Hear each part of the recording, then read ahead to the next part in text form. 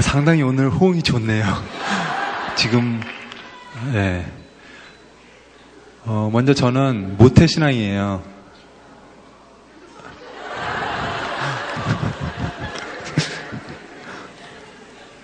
네, 부모님 중 어머니가 하나님을 믿으셔서 어머니의 뱃속에서부터 교회를 다니고 또 하나님을 믿을 수 있는 그런 특권을 가진 사람인데요. 만약에 제가 모태신앙이 아니었다면 어쩌면 아직까지도 안 믿고 있을지도 모르겠어요. 혹시 믿었다 하더라도 이렇게 많은 분들 앞에서 저의 삶에 대해서 간증을 하기란 쉽지 않았을 것 같고요.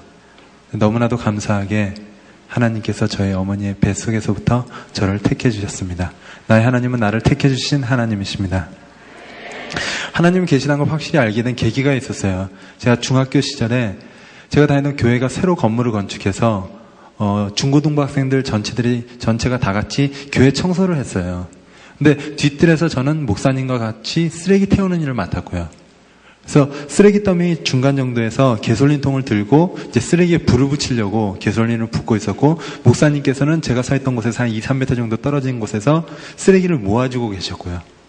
그런데 제가 불을 붙이려고 하고 있었는데 저쪽에 붙어있던 불이 따라 들어와서 제가 들고 있던 개솔린통에 불이 붙어서 터지는 그런 사고를 당했습니다. 한 뒤로 2-3m 정도 날아갔었어요. 근데 너무나도 감사하게 풀밭에 떨어져서 다른 외상은 없었고 얼굴과 양다리 전체에 화상을 입게 됐습니다. 아마도 그때 충격 때문에 저희 진우션 1집 앨범 타이틀곡이 개솔린이 되지 않았나 생각되는데요. 그렇게 사고를 당한 다음에 이제 선생님한테 달려갔어요. 그랬더니 선생님께서 저를 보시더니 먼저 열을 식혀야 된다고 냉장고에 가셔서 얼음을 이렇게 가져오셨어요. 그래서 얼굴에 대는데 대는 족족 얼굴이 다 벗겨졌었고요. 그리고 병원에 이제 선생님이 데리고 가셔서 병원에서 그날 치료를 받고 양다리 전체 붕대를 감은 다음에 집으로 와서 그 다음 날부터 매일마다 한 달 이상을 통원 치료를 했는데요. 병원에 가서 이제 붕대를 풀고 약물에 다리를 한두 시간 정도 부풀려요. 그 다음에 껍질을 벗겨내는 거예요. 그걸 매일마다 반복을 했어요. 그런데 말씀드렸듯이 교회에서 사고를 당했다고 그랬잖아요. 그래서 정말 많은 분들이 기도를 해주셨던 것 같아요. 그리고 특히 목사님께서는 그 사고 현장 바로 옆에 계셨으니까 또 얼마나 많은 기도를 해주셨던 정말 많은 기도를 해주셨던 것 같아요. 그래서 20년 정도가 지났는데 지금은 얼굴에는 전혀 흉터가 남지 않았고요. 원래는 더 잘생겼었어요. 그리고 원래는 더 잘생겼다니까요. 네. 그리고 양 다리에는 아주 희미하게만 흉터가 남아 있습니다. 나의 하나님은 치료하시는 하나님이십니다.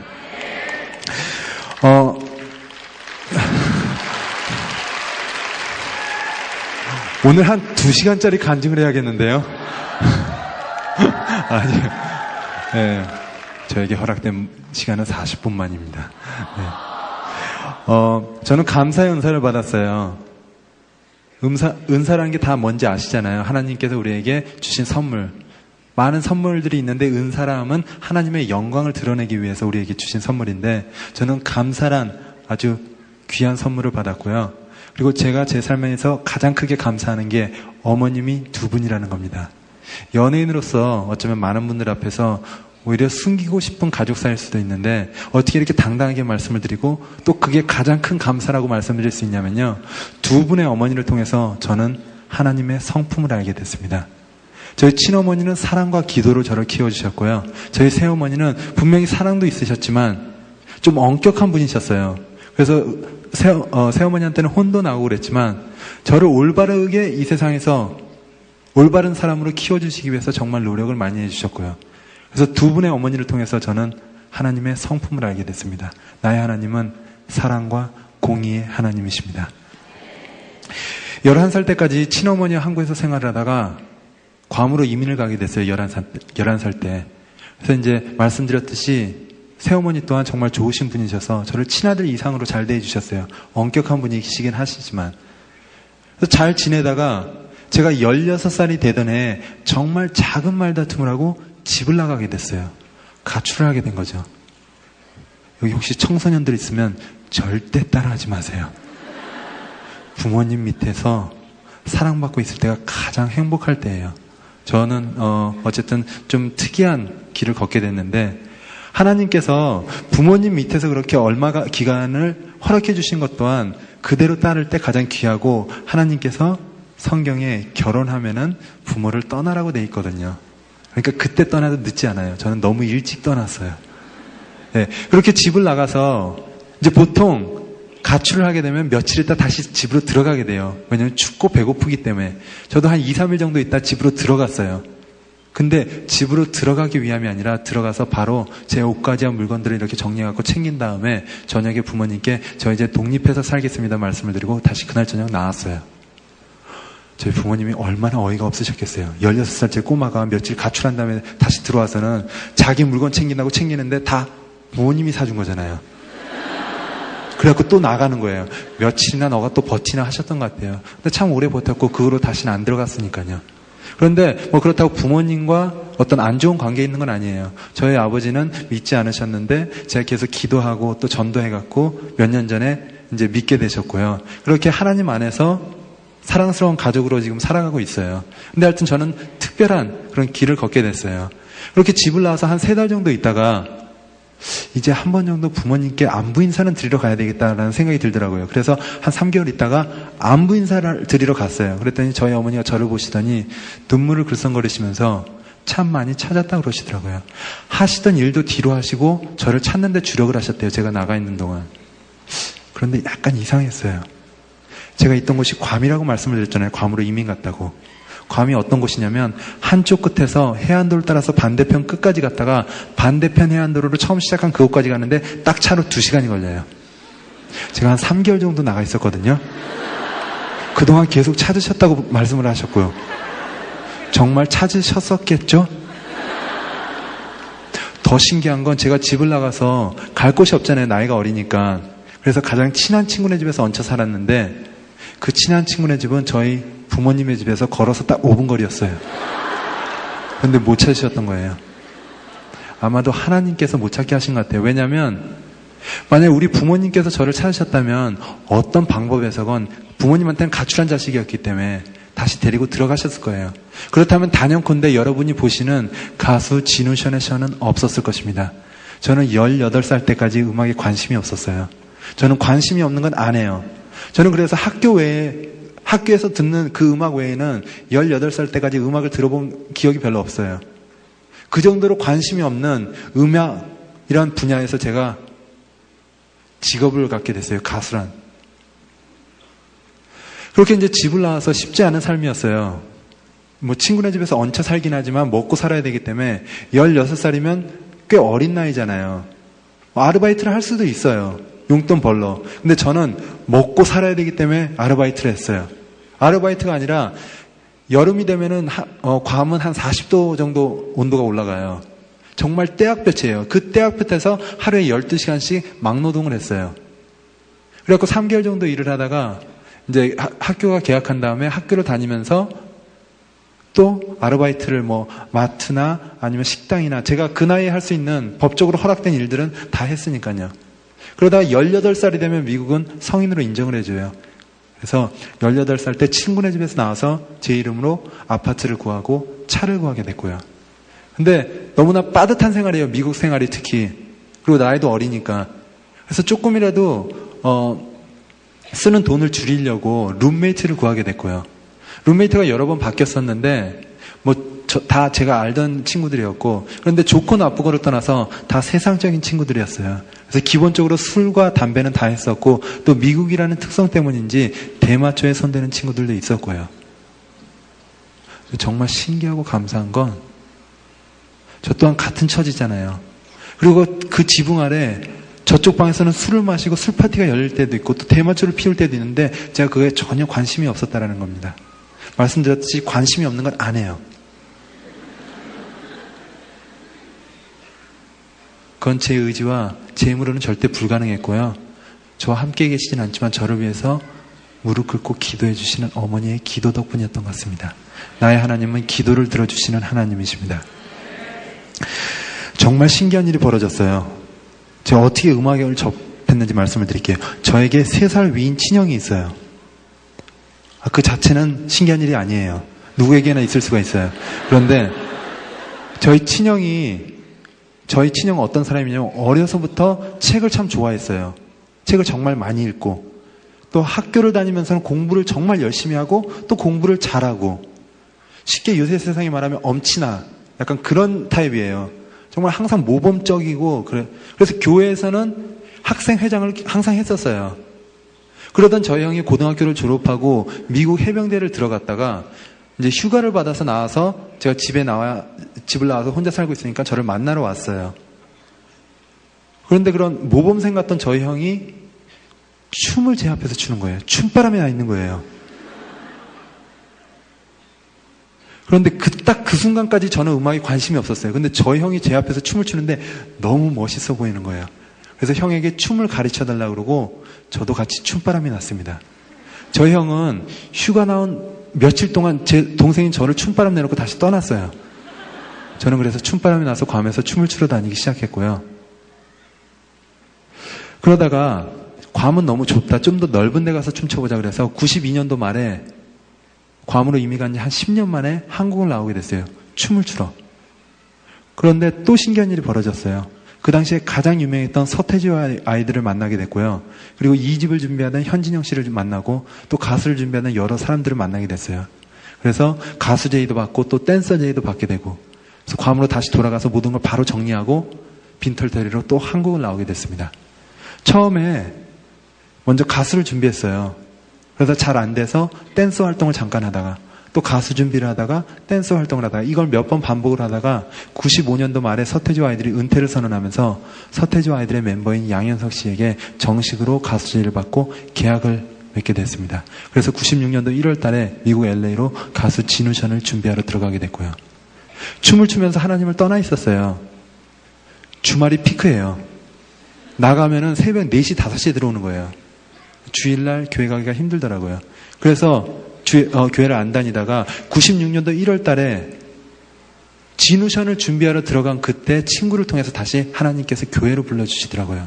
오랜만에 갔던 교회 목사님의 말씀에 은혜 받고 다시 주의를 지키고 하나님을 바라보기 시작했고요. 그래서 가수 활동을 하면서 나름대로 하나님을 알리려고 노력을 했고요. 저희 팬들 중에서는 저를 통해서 하나님을 알게 됐다는 사람들도 있었습니다. 나의 하나님은 준비시키시고 쓰시는 하나님이십니다. 제가 정말 좋아하는 말씀이 있어요. 우리가 알거니와 하나님을 사랑하는 자, 곧 그 뜻대로 부르심을 입은 자들에게는 모든 것이 합력하여 선을 이루느니라. 로마서 8장 28절 말씀입니다. 여러분께 저의 삶에 대해서 아주 간략하게 말씀을 드렸잖아요. 어떻게 가수가 됐냐면요. 저의 가장 큰 잘못이라고 할 수 있는 16살에 가출을 함으로써 그 길이 열린 것 같아요. 그리고 살아가면서 정말 막막했던 데가 여러 번 있어요. 돈이 한 푼도 없어서 밥을 못 먹었을 때도 있고 아무도 없는 한국에 나와서 또 시작할 때 쉽지 않았고요. 그런데 나의 하나님께서 그 힘들고 막막하고 또 쓰러졌을 그 순간들을 거기서 끝내지 않고 지금 이 순간에도 나의 삶 속에서 합력하셔서 선을 이루시고 계십니다. 여기 앉아 계신 분들 여러 삶 속에서 힘들고 지치고 여러 일들이 있으실 거예요. 근데 여러분께서도 여러분이 하나님을 바라보고 하나님을 사랑할 때 그 순간들이 거기에서 끝나지 않고 나의 삶 속에서 지금 이 순간에도 합력하셔서 선을 이루시는 그 하나님께서 여러분의 삶 속에서도 합력하셔서 선을 이루실 줄 믿습니다.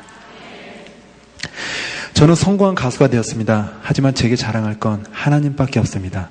하나님께서 저에게 없다시피 한 가장 작은 탤런트로 가수가 되게 하셨습니다. 저의 꿈은 가수가 아니었고 가수로서 재능도 없었습니다.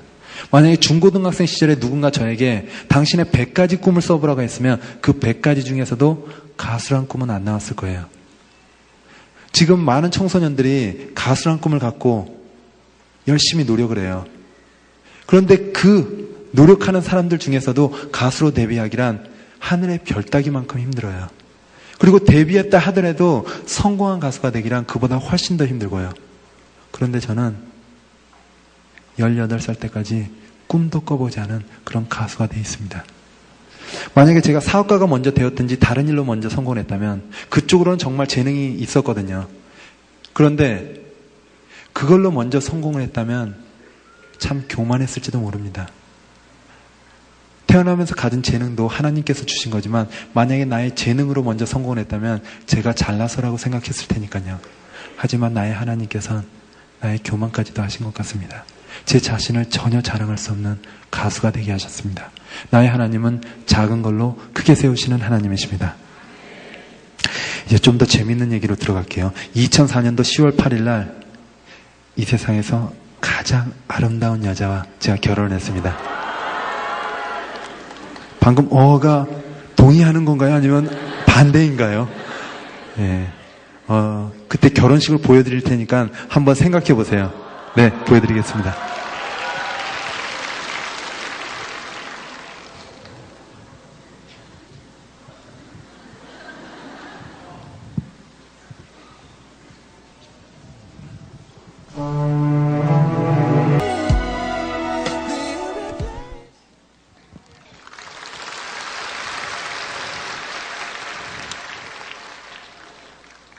저희 결혼식에 저희 멘토 되시는 분이 오셨다가 그 다음날 이메일을 써주셨는데 그걸 여러분에게 읽어드리겠습니다.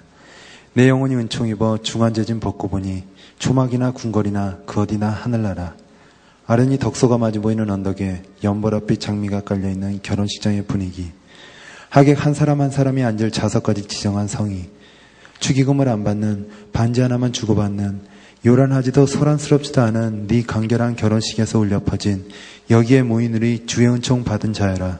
정말 그랬다. 하객 모두가 너에게 뻗친 축복의 손들 사이로 울려 퍼진 축복송은 정말 하나님의 선물이었다. 모두가 정말 너희들이 하나님의 신실한 연예인이 될 것을 그래서 하나님이 살아 역사하심을 증거하는 증인이 될 것을 간절히 바라고 기도하고 있었다. 유난히도 긴팔을 너에게 뻗어 찬양하시는 장경철 목사님의 옆모습을 보며 또한 하나님의 마음을 읽은 난 아예 손을 들고 찬양할 수밖에 없었다. 떠나고 싶지 않은 결혼식장을 준비한 이는 너희들이 아니고 하나님이셨다. 결혼식 날 새벽 예배에 나와 예배하는 너에게 하나님이 주신 선물. 대견하고 고맙고 서로에게서 보석을 캐기 위하여 열심히 수고할 것을 당부하며 축복한다. 라고 해주셨습니다. 정말 행복해 보이죠? 네. 근데 너무나 당연한 이야기잖아요. 자기 결혼식. 자기가 일평생 자기가 사랑하는 사람과 같이 하겠다고 하나님 앞에서 사람들 앞에서 약속하는 장소인 만큼 얼마나 설레이고 행복하겠어요. 그런데 한국에서는 흔하지 않은 결혼식이더라고요. 작년에 어떤 분이 저에게 이메일을 써주셨어요. 그분이 본인이 결혼식장에서 일을 했다 그러면서 결혼식장에서 일을 하면서 결혼에 대한 모든 환상이 다 깨졌다라고 말씀을 하시더라고요. 결혼식장에 일을 하면서 많은 커플들이 결혼식장 들어가기 바로 전까지 싸우는 모습을 봤대요. 그리고 어떤 커플들은 싸우다 들어가기 바로 전에 파혼을 하는 경우도 봤다라고 얘기를 하더라고요. 그런 모습을 보니까 더 이상 결혼이 아름다운 게 그분 눈에 비춰지지가 않는 거예요. 그런데 이상한 게 분명히 싸운 커플 또한 또 파혼한 커플 또한 둘이서 서로 사랑했기에 이 사람이면 평생 같이 할 수 있겠다라고 생각이 들어서 결혼을 약속했을 테고 결혼식을 준비했을 테고 하객분들을 초대했을 거 아니에요. 그런데 가장 행복해야 할 그 순간 싸우거나 파혼까지 이르는 거예요. 여러 가지 개인적인 이유가 있겠지만 저는 크게 두 가지를 둬요. 하나는 혼수와 예단, 또 하나는 축의금. 혼수와 예단 같은 경우 옛날부터 내려오던 거잖아요. 분명히 좋은 의도였을 거예요. 그런데 지금 혼수와 예단이 뭐냐 하면요, 제 생각에는 체면이에요. 우리나라 결혼 문화 때문에 체면이 결혼에 너무나 중요한 파트가 됐어요. 우리나라 결혼은 뭐냐면 양가가 합치는 게 결혼이라고 그러잖아요. 우리나라. 그러다 보니까 우리 집안 체면이 너무나 중요해요. 우리 집안 며느리로 들어오면서 혼수와 예단을 충분히 해와야지. 우리 친척의 친척 것까지 다 가져와야지. 우리 집안이 어떤 집안인데 우리 딸아이를 충분히 챙겨서 보내야지. 물질적인 게 돼버렸어요. 그러다 보니까 행복한 결혼식을 준비하면서 빚까지 진대요. 내가 없어도 체면은 채워야 되니까. 그런데 혹시 법에 혼수와 예단을 꼭 해야 된다, 안 하면은 깜빵에 간다라는 걸 들어보신 적 있으세요? 그러면 자기가 가장 행복해야 할 그 결혼식 날 나를 행복하지 못하게 하는 요소가 있다면 없애면 되잖아요. 너무 간단해요. 법적으로 돼 있는 것도 아니니까. 그런데 요새 청년들은 많이 안 하려고 하는데 우리 부모님들이 그 체면이라는 것 때문에 고집하시는 경우가 많다라고 들었어요. 그런데 부모님께서도 분명히 자녀의 행복이 가장 최우선이시잖아요. 열심히 일도 하시고 잠도 안 자시고 자녀 교육시키느라 왜? 자녀가 행복했으면 좋겠어. 그런데 결혼 또한 마찬가지 아닐까요? 그렇다면 부모님을 설득해서라도 부모님 이 혼수와 예단 때문에 부담이 너무 가니까요. 앞으로 정말 행복하게 살아가는 모습으로 보답해드리겠습니다. 혼수와 예단은 없이 했으면 좋겠습니다라고 말씀을 드리는 게 올바른 선택이 아닌가. 그리고 결혼이 상당히 부담되는 거가 돼 있어요. 한국은. 왜냐하면 다른 사람과 다 똑같이 하려니까. 근데 성경에 아까 잠깐 말씀드렸듯이 성경에 결혼이 뭐라고 써져 있냐면요. 자녀가 부모를 떠나는 거예요. 떠난다고 불효를 하고 등을 돌리라는 게 아니라 생각적인 면에서 또 물질적인 면에서도 자립을 하는 거예요. 그래서 또 새로운 가정을 하나님 안에서 만들어가는 거니까. 그렇다면 결혼식비를 누가 준비해야 될까요? 떠나는 우리 자녀가 준비하는 거예요.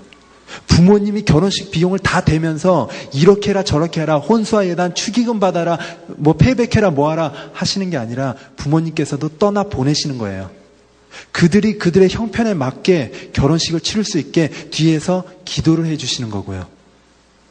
형편에 어긋나게 많은 사람을 부르고 그렇게 하는 게 아니라 내가 형편이 안 되면 10사람만 하객분들을 부르면 어때요? 만약에 그것마저도 안 되면 부모님과 나와 내가 사랑하는 사람과만 결혼을 하면 어때요? 결혼의 진정한 의미가 사람 많이 불러서 그게 진정한 결혼이 되는 건 아니잖아요. 또 하나는 축의금. 이건 조금 더 민감해요. 아까 웃는 분도 몇 분 계셨는데 저하고 공감을 하시는 것 같아요. 축의금이 뭐냐면 제가 생각하기엔 뿌린 거 걷어들이는 거예요. 너무 간단해요. 나 결혼하기 전에 다른 결혼식 다녀요. 뭐 회사 동료, 친구, 선배, 후배 가서 축의금 드려요. 괜찮아요. 내 결혼식 때는 한꺼번에 모아서 다 받을 거니까. 그런데 나만이 아니에요. 나의 부모님은 10수년간 자녀의 결혼식을 바라보면서 뿌려오셨어요. 그래서 어떤 상황이 벌어지냐면 나의 부모님께서 수년 전에 갔던 결혼식 그 식구들이 또 초대를 받아요. 그때 드린 게 있으니까. 근데 그분들은 가끔 신랑 신부를 한 번도 못 본 경우도 있어요. 그때 부모님께서 가신 그냥 결혼식이니까. 근데 그분들이 초대받아서 참 뻘쭘할 수도 있잖아요. 결혼식장 안에 들어오기도. 그래서 바깥에서 서성대시다가 결혼식이 시작되면 방명록에 이름을 쓰고 그 다음에 축의금을 건네고 식당에 가서 꼭 식사를 하시고 돌아가세요. 내 아름다운 결혼식장이 식당으로 전락하는 순간이에요. 축의금 때문에. 저 또한 제 결혼식 전에 결혼식장 축하하러 다녔어요. 축의금을 드릴 때도 있고 될 수 있으면 선물로 드렸어요. 그게 조금 더 내 마음이 실리는 것 같아서. 그렇지만 축의금을 드릴 때도 있었고 그때 또한 정말 축하하고 축복하는 마음으로 드렸고요. 하지만 저희 결혼식 때는 축의금을 안 받았어요. 근데 잠시 생각해 보세요. 저희 부부가 제 아내도 연기자예요. 연예인이에요. 둘이 우리 부부가 결혼할 때 축의금을 받고자 했으면 한 몫 크게 챙겼을 거예요. 연예인인데 심지어 일하는 파트가 달라요. 저는 가수고 제 아내는 연기자예요. 그러다 보니까 연예계 모든 사람을 다 초대할 수 있는 거예요. 정말 많은 분들이 오셨을 테고 참 많은 축의금이 걷어들여졌을 거예요. 그 축의금으로 결혼이 끝나고 좋은 일을 할 수도 있고 어디다 다 기부를 할 수도 있었어요. 그런데 우리 부부에게 결혼식이라 하면 우리 부부가 일평생 중에서 하나님께 드릴 수 있는 가장 성스러운 예배였어요. 그 예배를 준비하면서 물질적인 것, 세상적인 걸 내려놓고 포기함으로 나의 하나님께서 어떻게 아름답게 준비해 주시나 하는 그런 기대감으로 하고 싶었고요. 그래서 내려놨어요. 포기했어요. 정말 아무것도 준비를 안 했더니 하나님께서 너무나 아름답게 채워주시더라고요. 보셨듯이 정말 아름답잖아요. 오신 200분을 딱 초대했는데 그분들이 또한 너무나 행복해 하셨고 방금 읽어드린 이메일처럼 떠나고 싶지 않은 결혼식이라는 고백을 해주셨어요. 그런 결혼식 가보신 적 있으세요? 너무나 이 장소가 축복되고 아름답고 그래서 결혼식이 끝났는데도 안 일어나시더라고요. 근데 결코 짧아서가 아니에요. 결혼식을 5시간 동안 했어요. 본식 1시간에 식사 1시간 그리고 3시간 동안 동료 가수들이 나와서 노래도 불러주고 춤도 추고 또 덕담도 나누면서 그 긴 5시간 결혼식이 끝났는데도 떠나고 싶지 않은 결혼식이라는 고백을 해주셨어요. 왜요? 나의 하나님께서 준비해 주셨기 때문에요. 청년분들은 어떤 결혼식을 꿈꾸세요? 특히 자매분들 어려서부터 뭐 영화 보면서 그 영화의 결혼식 주인공이 나였으면 좋겠다 그렇게 꿈꿔오시잖아요. 근데 막상 현실이 되면은 혼수와 예단에다 축의금 세상적인 것들 때문에 그 모든 게 무너지고 이 하루가 빨리 지나갔으면 기억하고 싶지 않은 하루가 되는 경우가 많아요. 어떻게 하시겠어요? 세상적인 걸 붙잡고 가장 중요한 행복을 내려놓고 가시겠어요? 아니면 행복을 붙잡고 다른 걸 내려놓고 아름다운 결혼식, 떠나고 싶지 않은 결혼식을 하시겠어요? 여기 어르신들 어떻게 하시겠어요? 자녀분들을 사랑하시잖아요. 자녀분들의 행복이 가장 최우선이시잖아요. 체면 때문에 혼수와 예단, 또 축의금 그런 것 때문에 정작 행복해야 할 여러분 부모님들의 자녀가 그 행복한 날 그다지 행복하지 못하고 싸우면서 보내게 하시겠어요? 아니면 그들이 알아서 기도하면서 하나님 앞에서 아름다운 예배로 드려질 수 있도록 기도로 도와주시겠어요? 선택하실 수 있습니다. 여기 계신 모든 분들은 청년분들 또 부모님들 내 자녀 결혼식 때 오신 하객분들이 떠나고 싶지 않은 결혼식이라는 고백을 하시는 그런 결혼식을 하시길 주님의 이름으로 축복합니다. 그렇게 결혼을 한 지 5년이 됐어요. 정말 하나님께서 우리 가정에 너무나 큰 축복들을 많이 허락해 주셨어요. 벌써 아이가 3명이나 돼요. 이 이름이 하음이, 하랑이, 하율이. 하나님의 마음, 하나님의 사랑, 하나님의 율법이에요.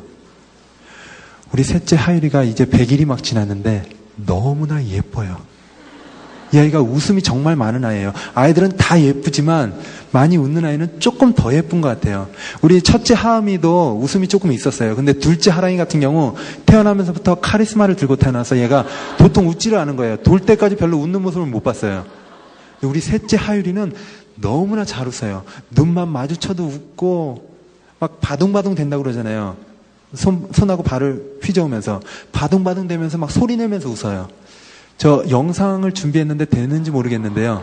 되면은 혹시 틀어주실 수 있을까요? 하율이의 100일 되기 조금 전 모습이에요, 이게.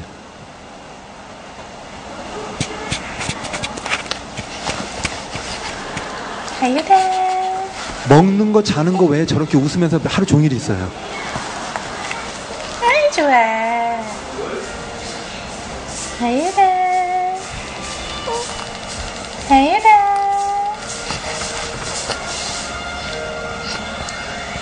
끄끄. 하율아. 네. 영상 이 정도로 됐고요. 정말 저렇게 너무 예뻐요, 하율이는. 근데 하율이는 얘기는 뒤로 하고요. 저희 첫째, 둘째 얘기를 잠깐 해드릴게요. 저희 둘째 하랑이가 말씀드렸듯이 카리스마를 들고 태어났어요. 이 아이가 정말 잘생겼어요. 이제 2돌이 지났는데 2년 동안 저는 매일 봐왔잖아요. 오늘 아침에도 제 아들을 보면서 하랑아, 너 누구 아들인지 정말 잘생겼다.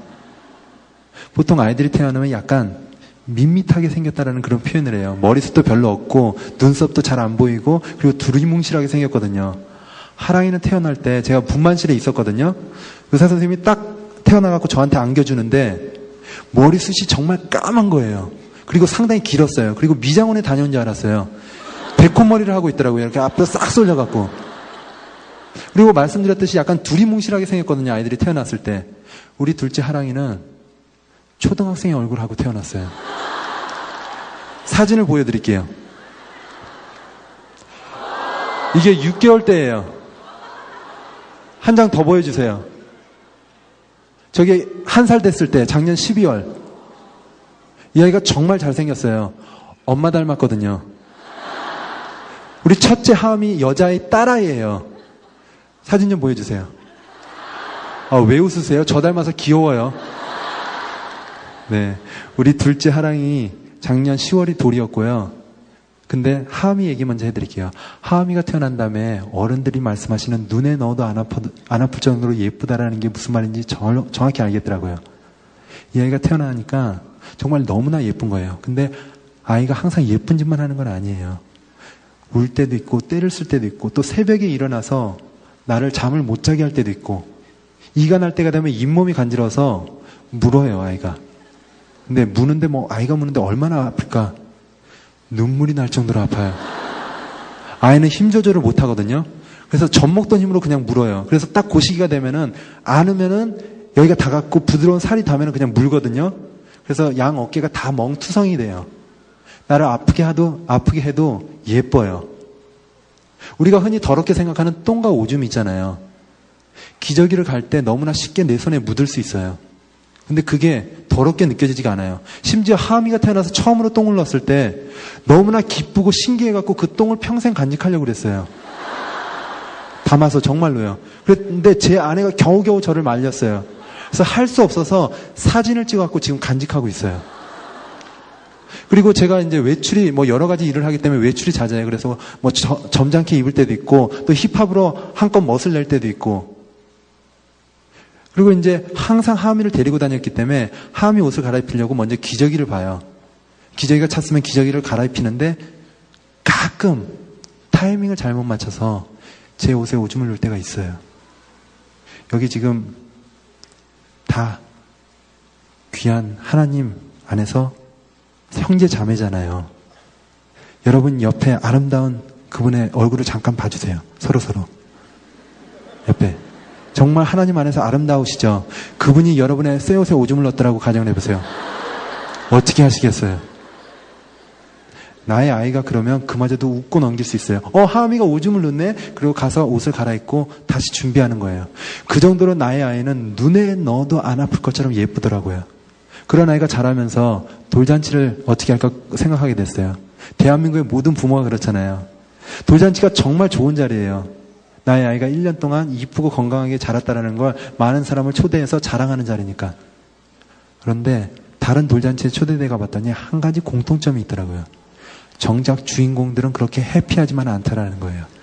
주인공이라 하면 아기와 엄마잖아요. 아기는 자기 생일이고 엄마는 1년 동안 잠도 못 자면서 정말 수고하면서 아이를 키웠으니까. 아이가 1살이 되면 낯을 가려요. 낯가림이 좀 심한 아이들은 모르는 사람이 가까이 오기만 해도 우는 아이들이 있어요. 그런데 자기 돌잔치 날은 모르는 사람이 참 많이 와서 심지어 막 귀엽다고 만져요. 그 자체만으로도 아이한테는 좀 고통이 될 수가 있어요. 그리고 원래 1살 정도 되면 규칙적인 생활을 하거든요. 먹고 자고 놀고. 그 시간이 약간 뒤틀리면 아이가 좀 짜증을 낼 수 있어요. 잘 때 못 자고 그러면. 근데 자기 돌잔치 날은 낯설고 시끄럽고 또 사람도 많고 그래서 규칙적인 생활이 힘들어요. 그렇게 힘들게 하루를 보내다가 마지막 시간에는 사람들 앞에 나와서 뭔가 잡으라고 부탁을 받아요. 잡으면 어른들이 알아서 해석은 해주시지만 엄마는 그런 아이를 하루 종일 안고 달래야 되기 때문에 또 쉽지 않은 하루가 되고요. 저희 부부가 그런 걸 보면서 우리 하은이를 위해서는 좀 더 의미 있는 돌잔치를 해주고 싶은 그런 마음이 생기더라고요. 우리 부부가 둘 다 일을 하기 때문에 맞벌이 부부라고 할 수 있어요. 맞벌이 부부인 경우 보통 도우미 아줌마를 써서 아이를 돌봐주고 그리고 집안일을 부탁해요. 우리 부부가 하은이 가졌을 때부터 어떻게 할까 고민을 하다가 그래 우리 둘이서 어떻게든 키워보자. 그래서 도우미 아줌마를 안 썼어요. 그래서 항상 데리고 다녔어요. 방송국이건 미팅이건 회의사건 심지어 간증 집회 때 1시간 동안 안고 한 적도 있어요. 제가 그렇게 항상 데리고 다녔어요. 그러니까 도우미 아줌마를 안 쓰니까 절약을 할 수 있잖아요. 그래서 그 도우미 아줌마한테 지급해야 될 월급을 하은이 이름으로 매달마다 저축을 했어요. 그리고 돌잔치에 드는 비용을 물어봐서 그 비용을 합쳤더니 하은이 돌날 2천만 원이 모이더라고요. 그래서 그 2천만 원을 들고 하은이 돌날 서울대 어린이병원을 찾아서 3명의 아이를 수술시켜주는 걸로 돌잔치를 대신했습니다. 2명의 심장병 어린아이와 1명의 귀가 안 들려서 인공화호 수술을 받아야 되는 아이. 돌잔치가 지난 다음에 저희 친한 분들이 물어보시더라고요. 하은이 돌잔치 왜 안 하냐고. 그래서 그분들에게 우리 가족끼리 아주 조촐하게 했습니다라고 말씀을 드렸어요. 그랬더니 그분들이 궁금하신 게 있더라고요. 엄마 아빠가 연예인이고 그러니까 하은이는 돌잡이로 뭐를 잡았어? 그래서 그분들에게 이렇게 대답을 했습니다. 우리 하은이는 돌잡이로 이웃의 손을 잡았습니다라고. 네, 저희 둘째 하랑이 또한 같은 방법으로 작년 10월 달에 서울대 어린이병원을 찾아서 2천만 원을 드렸고요. 그래서 3명의 아이를 수술시켜줬고요. 하랑이의 돌잔치에 대해서 또 돌잡이에 대해서 물어보시는 분들한테도 우리 둘째 하랑이 또한 돌잡이로 이웃의 손을 잡았습니다라고 말씀을 드리고 있습니다. 한 가지 질문을 해드릴게요. 이 세상에서 가장 멋진 남자가 어떤 남자라고 생각을 하세요?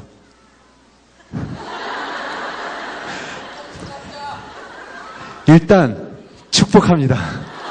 일단 축복하고요. 그런데 질문을 잘 들으세요. 어떤 남자예요? 이름을 물어본 게 아니라 어떤 남자? 뭐 여기 배우자의 기도, 그 기도 제목일 수도 있고 또 이상형일 수도 있고 여러 가지 있을 수 있잖아요. 뭐 믿음이 좋은 남자, 아니면 키가 큰 남자, 똑똑한 남자, 뭐 집안이 좋은 남자, 여러 가지 있을 수가 있는데 제가 생각하는 이 세상에서 가장 멋진 남자는 자기의 여자를 이 세상 모두가 부러워할 만큼 행복하게 해주는 여자가 이 세상에서 가장 멋진 여자라고 생각을 합니다. 남자분들 얼굴이 약간 굳어졌어요, 지금. 이유를 말씀드릴게요. 예수님께서 자격도 없는 저를 신부 삼아주셨어요. 성경에는 남자건 여자건 예수님을 믿으면 신부라고 표현을 하잖아요. 신부 삼아주셨어요. 그래서 제가 이 세상이 모두 부러워할 만큼 행복해졌습니다. 예수님께서 죄 많은 저를 위해서 십자가에 못 박혀 돌아가 죽으시고 그리고 사흘 만에 부활해 주셔서 저에게 소망이 생겼습니다. 예수님께서 저를 신부 삼아주셔서 신부 됨으로써 이 세상 모두가 부러워할 만큼 행복하게 된 것처럼 저 또한 예수님을 닮고자 나의 여자, 하나님께서 허락해 주신 나의 배우자를 이 세상 모두가 부러워할 만큼 행복하게 해주면서 살려고 노력을 하고 있습니다. 반대도 있어요. 남자분들 화이팅! 네. 그럼 반대로 이 세상에서 가장 멋진 여자는 어떤 여자일까요? 정혜영이요? 네, 맞아요. 아니요, 농담이고요. 제가 생각하는 이 세상에서 가장 멋진 여자는 자기의 남자를 이 세상 모두가 존경할 수 있도록 만드는 여자가 이 세상에서 가장 멋진 여자라고 생각을 합니다. 그 이유는요, 신부 됐잖아요. 우리가 크리스찬으로서 신부된 삶을 살잖아요. 우리가 크리스찬으로서 올바른 삶을 산다면 누가 영광을 받나요? 내 자신이 받나요? 누가 존경을 받나요? 내가 존경을 받나요? 아니잖아요. 나의 예수님, 신랑 되시는 예수님께서 존경받으시고 영광을 받으세요. 그래서 가장 멋진 여자 신부의 모습은 자기의 남자를 이 세상 모두가 존경할 수 있도록 만드는 여자가 이 세상에서 가장 멋진 여자라고 생각합니다. 저희 부부 얘기를 잠깐 해드릴게요.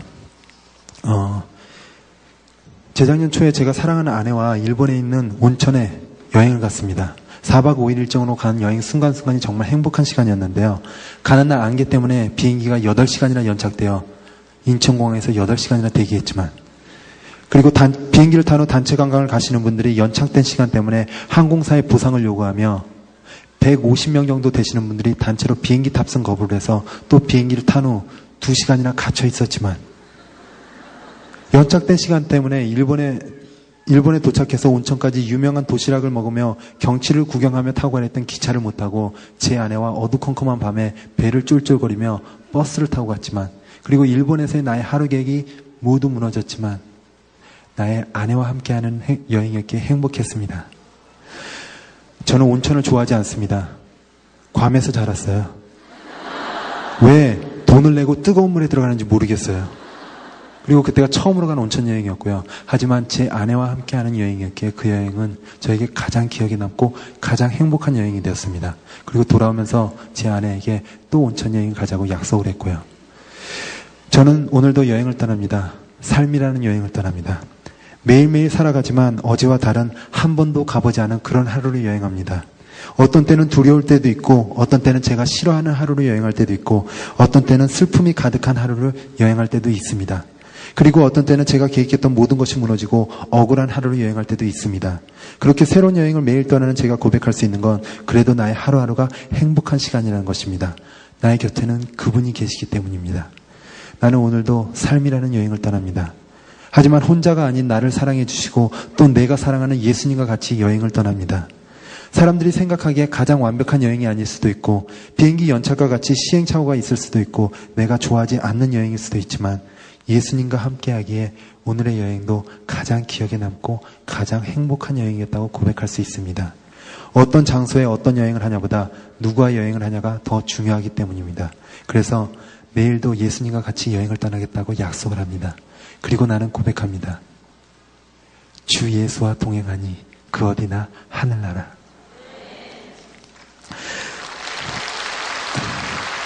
시간이 조금 지나고 있는데 더 해도 괜찮을까요? 아니면 여기서 여러분들이 아니라 목사님한테 여쭤본 거예요. 네. 네, 조금 중요한 얘기 2얘기 정도가 남아갔고요. 해볼게요. 작년 5월에 제가 필리핀을 가기로 약속이 돼 있었어요. 필리핀을 가기로 한 이유는 컴패션이라는 단체를 통해서 우리 하은이가 뱃속에 있을 때부터 6명의 빈민국에 있는 아이들을 후원을 하고 있었어요. 후원하는 방법은 한 아이를 위해서 한 달에 35,000원을 보내주고, 그리고 그 아이를 위해서 기도를 해주고, 또 편지를 주고받고, 그냥 물질적인 도움만을 주는 게 아니라 예수님 안에서 양육을 하는 거예요. 내 아이처럼. 그렇게 6명의 아이를 후원을 하고 있었는데, 그 중에 한 명이 필리핀에 살았었고, 여자애였었고, 이름이 클라리제였어요. 그래서 클라리제를 만나러 제가 5월 달에 가기로 약속이 돼 있었어요. 근데 3월 달에 클라리제한테 또 편지가 온 거예요. 그래서 곧 만나러 갈 거니까 기쁜 마음으로 편지를 뜯었어요. 그랬더니 그 편지에 클라리제가 그림도 크레용으로 그리고 아주 간단하게 편지를 썼더라고요. 그 내용이 I love you, mommy 정혜영. 끝이에요. 제 이름은 눈을 씻고 찾아봐도 없는 거예요. 어떻게 조그맣게라도 써놨을까 막 봤는데 없더라고요. 그래서 제가 아주 기쁜 마음으로 제 아내에게 그 편지를 던졌어요. 아니, 농담이고요. 제 아내에게 혜영아 너에게 편지가 왔어 그러고 이렇게 전해줬어요. 그랬더니 제 아내가 그걸 보더니 큰 감동을 하더라고요. 클라리제를 위해서 우리가 한 달에 35,000원을 보내줘요. 35,000원이 어떤 분들한테는 좀 큰 액수일 수도 있어요. 한 달에 35,000원이. 근데 저희 부부에게는 그다지 큰 금액은 아니었어요. 우리 부부가 하루 저녁 외식을 나가도 그보다 더 많은 돈을 쓸 때도 있으니까요. 근데 그 작은 물질을 그 아이에게 매달마다 보내주는데 그 아이가 자신을 맘이라고 부르는 게 너무나 큰 감동이라고 그러더라고요. 작년 3월이 어떤 시기였냐면 우리 하은이가 태어난 지 26개월, 하랑이가 태어난 지 5개월. 그 어린 두 아이를 놓고 엄마가 어디 가기란 불가능해요. 근데 저에게 이렇게 그 편지를 읽고는 이렇게 얘기를 하더라고요. 하나님께서 우리 가정에 허락해 주신 하은이, 하랑이 또한 너무나 귀한 선물이지만 우리가 컴패션을 통해서 품은 6명의 아이, 자기를 맘이라고 부르는 그 아이 또한 우리의 아이라고, 그 아이를 보러 자신이 가야 되겠다라고 얘기를 하더라고요. 그래서 두 어린아이를 저에게 혼자 맡기고 떠났어요. 제 얘기는 뒤로 하고요. 제 아내가 이제 필리핀에 가서 먼저 컴패션 프로젝트를 갔대요. 그랬더니 그런 후원받는 아이들 수십 명이 와서 거기서 생활을 하는 거예요. 먹고 찬양도 배우고 공부도 배우고 너무나 발달해요. 그 다음날 클라리제 집에 갔는데 아직도 열악한 상황에서 살고 있더래요. 그 35,000원이 클라리제한텐 한 달에 먹고 교육도 받을 수 있고 의료 혜택도 받고 옷도 입고 그런 금액이지만 그 가족 전체를 다 변화시키지는 못하는 금액이에요. 그래서 밑에 개울이 흐르는데 너무나 더러운 물에서 사람이 들어가면 안 되기 때문에 집까지 가는데 로프를 붙잡고 들어가는 거예요. 그 개울 중간 정도에 판잣집을 세워서 사는데 한 평 남짓한 곳에 6 식구가 살고 있더래요. 그렇게 열악한 상황에서 살고 있는데 이 아이가 공부를 하고 또 의료 혜택을 받고 가장 중요한 건 예수님의 사랑을 알아가면서 이 아이가 변화되기 시작한 거예요. 꿈을 갖게 되고 희망을 갖게 되고 제 아내가 그 모습을 보면서 또 큰 감동을 했대요. 그리고 한국에 돌아와서 그 큰 감동이 없어지기 전에 저에게 이런 얘기를 하더라고요. 대한민국에 사는 모든 사람이 모든 사람이 꿈이 내 집 마련이잖아요. 특히 가정이 생기면 우리 또한 그런 꿈을 가지고 있었어요. 그래서 돈도 모으고 있었고 또 조금 더 모아서 또 은행에서 돈을 빌리고 그러면 우리가 원하던 그런 좋고 이쁜 집을 살 수 있겠다. 그런 생각을 가지고 살고 있었어요. 그런데 제 아내가 갔다 와서는 내 집 마련의 꿈을 잠시 뒤로 하고 우리가 만약에 집을 사려고 은행에서 돈을 빌리면 매달마다 갚아야 할 금액이 있는데 그 금액이 350만 원 정도인데 샀다 치고 은행에 갚는다라는 셈 하고 350만 원으로 100명의 아이에게 꿈을 주는 걸로 대신하고 싶다라고 얘기를 하더라고요. 그래서 작년에 5월 달에 제 아내가 필리핀을 갔다 와서는 저에게 100명의 아이가 생겼고요. 그래서 102명의 아빠로 살아가다가 올해 하나님께서 또 하율이를 허락해 주셔서 103명의 아빠로 살아가고 있습니다. 가끔 이런 질문을 받아요. 왜 굳이 그렇게 많은 해외 아이들을 돕냐고. 우리나라에도 힘든 아이들이 너무나 많은데. 돕고는 있었어요. 저 개인적으로 따로 이렇게 돕고는 있었는데 해외 100명이 아니라고 그러니까 그런 질문을 하시는 것 같아요. 제가 컴패션에 대해서 잠시 말씀을 드릴게요. 컴패션이 어떤 단체냐면 1952년도에 스완슨 목사님이라는 분이 한국에 오셔서 집회가 끝나고 이제 방에 앉아 계시면서 창문 밖을 보고 계셨대요. 무심코 보고 있는데 어떤 인부들이 쓰레기를 한 2번씩 차면서 트럭에 쓰레기를 싣고 있는데 그 안에 사람의 손이 나오더래요. 너무나 깜짝 놀라서 달려나가서 인부한테 거기 사람이 있다라고 얘기를 하시는데 보니까 그 트럭 안에 있던 모든 쓰레기가 다 사람, 아이들의 시체였던 거예요. 1952년도면 우리나라 전쟁 때였잖아요. 아이들이 굶어 죽고 얼어 죽고 전쟁 때문에 죽고 그래서 그런 아이들을 쓰레기처럼 트럭에 싣고 있던 거예요. 그걸 보고 너무나 마음이 아프고 그래서 미국으로 돌아가서 그 사실을 미국 사람들한테 알리기 시작했대요. 저기 머나먼 코리아라는 나라가 있는데 거기에 아이들이 죽어가고 있다고 우리가 살려야 된다고. 그래서 한 번도 듣도 보지도 못했던 코리아라는 나라를 그 미국 사람들이 돕기 시작한 거예요. 그게 컴패션의 시작이에요. 순수하게 한국을 돕기 위해서 만들어진 단체예요. 그래서 컴패션을 통해서 저의 부모님 세대, 여기 계신 어르신 세대 10만 명 이상이 훌륭한 사회인으로 후원을 받아서 자랐고요. 우리나라가 큰 빚을 졌어요. 생각해보세요. 1952년도에 과연 미국에서는 힘든 이웃이 없었을까요? 밥을 굶는 아이들이 없었을까요? 그런데 미국 사람들이 듣도 보지도 못했던 코리아라는 나라에 아이들을 품기 시작했어요. 큰 빚을 진 거예요. 그래서 그 후원하는 이유 중에 하나가 빚을 갚는다라는 그 마음도 있어요. 근데 거기에서만 끝나면 안 되겠더라고요. 너무나 감사하게 올해 초에 하나님께서 우리 가정에 큰 물질의 축복을 허락해 주셨어요. 부부 동반 CF를 찍게 됐어요. 제 아내는 CF로 데뷔를 했기 때문에 연기자이기도 하지만 CF로 데뷔를 했어요. 그래서 꾸준히 찍어왔어요. 근데 저는 12년 동안 가수 생활 12년 동안 딱 하나를 찍었었거든요. 제 아내 덕분에 제가 찍게 됐어요. 너무나 감사하더라고요. 그래서 그 CF 금액으로 우리나라 아이들 100명을 품기 시작했습니다. 그래서 지금 203명의 아빠로 살아가고 있습니다. 마지막으로 프로포즈 얘기를 해드릴게요. 2004년도 1월 1일 새벽 0시에서 6시까지 제가 속해 있는 YG 엔터테인먼트라는 그곳 가수 모두가 나와서 6시간 동안 공연을 했어요. 공연이 끝나고 앵콜이 들어와서 다시 무대 위로 올라가서 앵콜 노래를 부르다가 중간에 제가 음악을 끊고 2층에서 그 공연을 구경하던 지금의 제 아내 그때 여자친구에게 걸어가서 6,000명 앞에서 한쪽 무릎을 꿇고 반지를 건네면서 프로포즈를 했습니다. 그때 제가 가졌던 마음은 만약에 이 여자가 나의 프로포즈에 예스라고 대답을 한다면 이 여자의 평생 행복을 책임져 주겠다 했습니다. 너무나도 감사하게 그 여자는 그날 나의 프로포즈에 예스라고 대답을 하고 그날 이후로 그 여자의 평생 행복을 책임져 주면서 살아가고 있는데요. 그렇게 프로포즈 한 다음에 10개월 정도 지나서 결혼을 했어요. 결혼하고 1년 몇 개월이 지나니까 만난 지 2000일이 되더라고요. 아무도 안 놀라세요. 결혼한 남자가 결혼 1년이 지났는데 2000일인 걸 기억한 거예요. 이제 좀 감이 가시죠? 오늘은 제가 제 아내를 만난 지 3233일이 됐고요. 프로포즈를 한 지는 2131일이 됐고 결혼한 지는 1850일이 됐습니다. 그렇게 만난 지 2000일 되는 날 제 아내에게 외식을 나가자 그러고 이런 제안을 했어요. 우리가 만나는 2000일 동안 가장 행복했던 순간 5가지씩만 얘기해보자. 제가 먼저 당신을 처음 만난 순간 첫눈에 반했기 때문에 너무나 행복했다. 천사를 만난 그런 느낌이었어요. 그 후에 한 번도 만나보진 못했지만 천사를. 네. 예.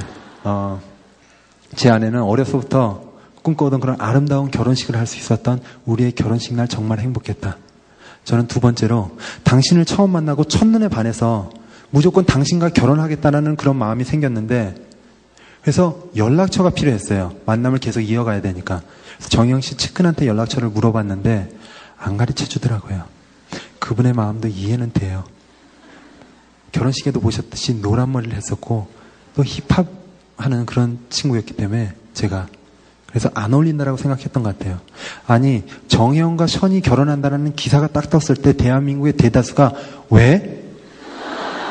라는 질문을 던졌을 거예요. 왜 정혜영이 션과? 그래서 그분의 마음도 충분히 이해되는데 저는 간절했기 때문에 매일마다 졸랐어요. 그때 그분이 시간이 좀 지난 다음에 정혜영 씨한테 허락을 받고 저에게 연락처를 가르쳐 줬어요. 그래서 처음으로 통화한 날 이제 가능성이 생겼기 때문에 정말 행복했다. 제 안에는 하나님께서 우리 가정에 주신 귀한 하음이가 태어난 날 정말 행복했다. 그렇게 한 가지씩 얘기하다가 저는 5가지를 다 얘기하고 제 아내가 5번째로 이렇게 얘기를 하더라고요. 당신하고 함께한 2000일 동안 너무나 행복한 시간들이 많았고 또 당신이 나를 위해서 너무나 많은 이벤트들을 해줬지만 가장 행복했던 순간은 당신을 통해서 하나님을 만난 그 순간이라고 고백을 했습니다. 제 아내는 하나님을 믿지 않았었어요. 난 크리스찬이었어요. 결혼을 준비하면서 결혼 한 달 전부터 저 따라서 교회를 다녔고 그리고 결혼하고 나서 하나님을 믿게 됐습니다. 그런 제 아내가 많은 사람들이 부러워하는 그런 화려한 연예인의 삶보다 가끔 제가 기부천사라는 얘기를 들어요. 아니에요. 이벤트 왕자예요. 정말 많은 이벤트들을 해줬거든요. 그런데 나의 이벤트들보다도 나를 통해 하나님을 만난 그 순간이 가장 행복했다라고 고백을 했습니다. 제가 제 아내에게 그렇게 행복하게 해주고자 하는 마음으로 프로포즈를 할 수 있었던 건 저 또한 그런 프로포즈를 받았기 때문이에요. 모태신앙이라고 말씀드렸잖아요. 어려서부터 참 많이 받아왔던 것 같아요. 그런데 그때마다 모른 척하거나 뒤로 미뤄왔던 것 같고요. 그런데 제가 태어난 지 한 30년 정도 지난 어느 날 예수님께서 또 저에게 다가오셔서는 션, 너가 만약에 오늘 나의 프로포즈에 예스라고 대답을 한다면 너의 평생 행복, 아니 이 땅에서 행복만이 아닌 하늘나라에서 행복까지 책임져 주겠다고 말씀을 하셨습니다. 그래서 저는 그날 그 아름다운 예수님의 프로포즈에 예스라고 대답을 하고 그날 이후로 이 땅에서도 하늘나라를 살아가고 있습니다. 바로 그 예수님께서 여기 계신 모든 분들을 이 자리에 불러주셨어요. 그리고 이 많은 분들 앞에서 한 분 한 분에게 또 다가가셔서 그 프로포즈를 하고 계세요. 교회를 다니면서 벌써 그 프로포즈에 예스라고 대답을 해서 내가 있는 상황이 어떻든 예수님이 나와 함께 하시기에 행복하다라고 고백하실 수 있는 분도 계실 테고 저처럼 모태신앙이거나 교회를 정말 오래 다니면서 집회마다 금요철야 예배, 새벽 예배, 주일 예배, 성경 공부 다 다니면서 그 교회 안에서는 뜨거움과 행복이 있을 때 교회 바깥에서 세상 살면서는 내가 처해 있는 상황 때문에 그다지 행복하지 못한 삶을 사시는 분도 분명히 계실 거예요. 아직 그 프로포즈에 예스라고 대답을 못해서. 그리고 혹시 이 자리에 교회에 처음 오셔서 처음으로 그 프로포즈를 받으시는 분도 계실 것 같아요.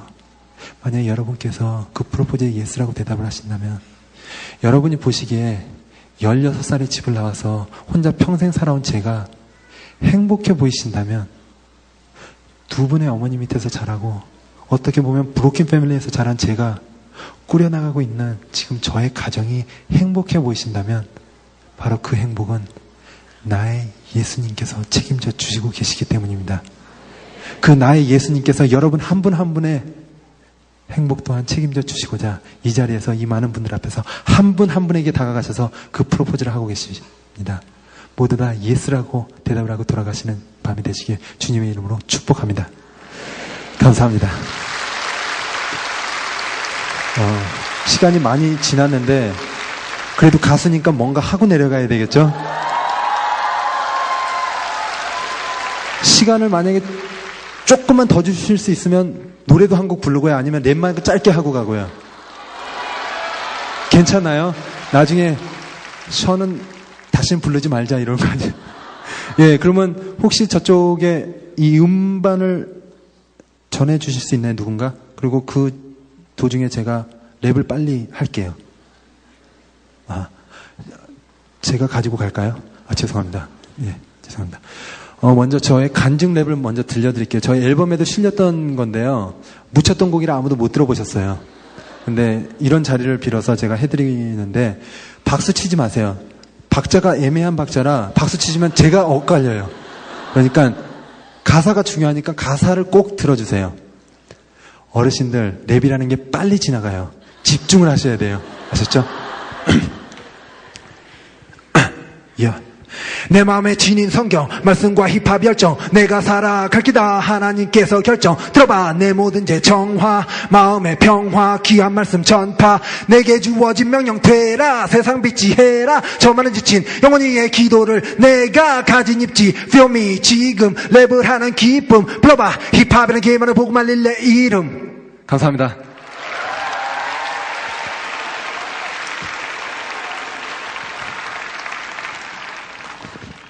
네, 저쪽에서 준비되시는 동안 자리에서 일어나 주세요.